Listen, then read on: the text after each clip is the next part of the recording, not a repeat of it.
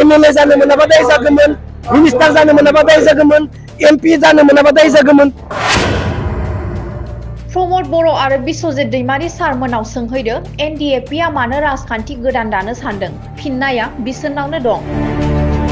United फरामा मानो गोदान party दानो गोनां जाखो? बिटिआर एकर्डनि दफाया 82% मावफुंजाबाय होनना अमित शाह सार बुंलांनाय कपिया प्रमद बर' आरो बिस्वजित दैमारी सारनाव दं होनना खोन्थालांदोंनो। दा रायजोआ बिसोरनाव नायनो बिनांगौ बुंदों बिक्रम दैमारीया। जाफुंनायनि फोरमाना प्रमद बर'नियाव गांसे, इउजि प्रमद सारनियाव गांसे आरो बिस्वजित दैमारीनियाव गांसे। थारैनो प्रमद बर' दैदेननाय बिटिआर सरकारा एक्स एनडिएफनि गुबै थांखिखौ मावफुंनानै होनो गोसो होआखै नामा? थारैनो बिटिआर एकर्डनि दफाफोर मावफुंनायाव इउपिपिएल सरकारा बेले-बेजे जादों नामा? जोबथेसालियाव थानाय एनडिएफिफोरखौ प्रमद बर' आरो बिस्वजित दैमारी सार बिथांमोना मानो दाबो दिनैबो उदां खालामनायनि राहाखौ खालामनो हायो? मानोना सरकाराव दासिमबो बिसोरनो दं। नाथाय प्रमद बर' दैदेननाय बिटिआर सरकारा बेफोर खामानिखौ मावफुंगोन ना मावफुङा समासो फोरमायसिगोन।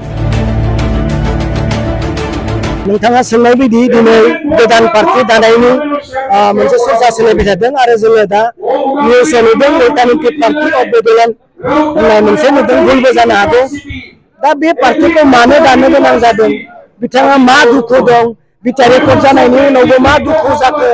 मावनांगौ मा आद्रा थाखो सरकारा मावनो हायिनि थाखायसो गोदान पार्टी दादोंथ' जों मावनो होननानै।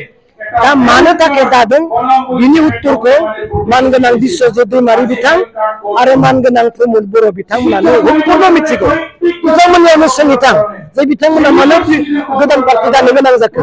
एक्स एनडिएफबि अफ इउनाइटेड फरामा मानो गोदान पार्टी दानो गोनां जाखो?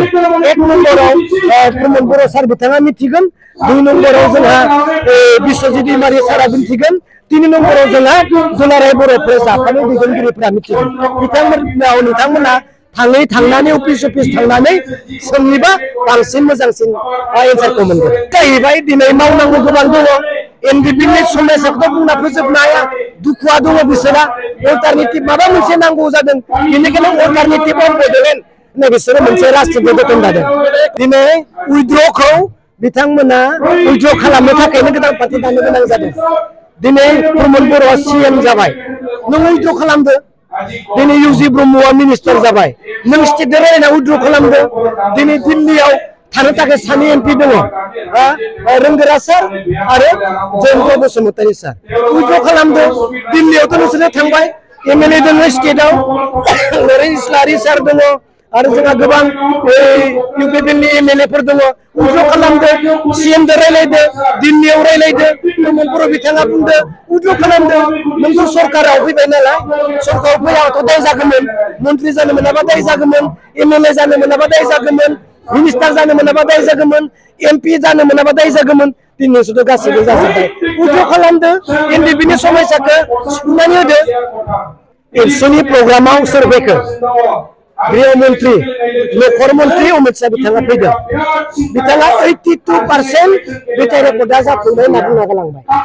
दा बिथाङा बुंना गालांबावदों रायज्लायनानै जे बिटिआर एकर्डनि 82% जाफुंनायनि जिथु फोरमान, 82 जाफुंनायनि जिथु फोरमान, बे फोरमाननि कपिया मानगोनां बिस्वजित दैमारीनियाव गांसे, मानगोनां प्रमद बर'नियाव गांसे आरो दुलाराय बर' प्रेस आफादनियाव गांसे दङ। माने 82टा माबा आइटेम्स जिया जाफुंबाय, जायफोर 82%आ जाफुंबाय, मोनसे मोननै मोनथाम मोनब्रै मोनबा 82आ जाफुङाखै होनबा? बे 82टा जाफुंनायनि फोरमाना प्रमद बर'नियाव गांसे, इउजि प्रमद सारनियाव गांसे आरो बिस्वजित दैमारीनियाव गांसे आरो एबसुनि दुलाराय बर' प्रेस आफादनियाव गांसे दङ। दा रायजोनो होनो थिनदों नखर मन्त्रिया, रायजोफोरनो राननानै हो, रायजोआ मिथिगोन जे बबे जाफुंखो, नङाबा जोंखौसो दाय सानगोन होननानै दिनै नखर मन्त्रिया निश्चय बुंलांदों।